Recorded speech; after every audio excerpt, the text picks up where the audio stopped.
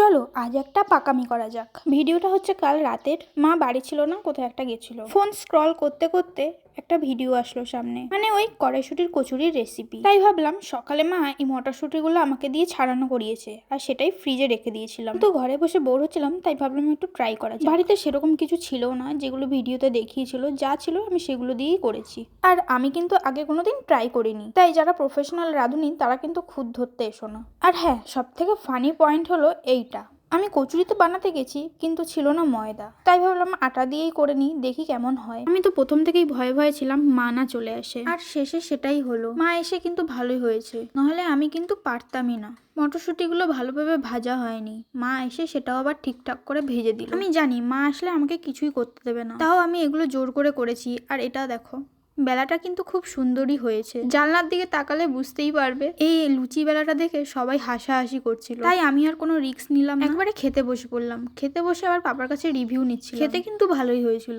আমি কিন্তু ভাবতেও পারিনি এতটাও ভালো হয়ে যাবে। নেক্সট টাইম বানালে তোমাদের সাথে রেসিপি শেয়ার করব। রাধে রাধে।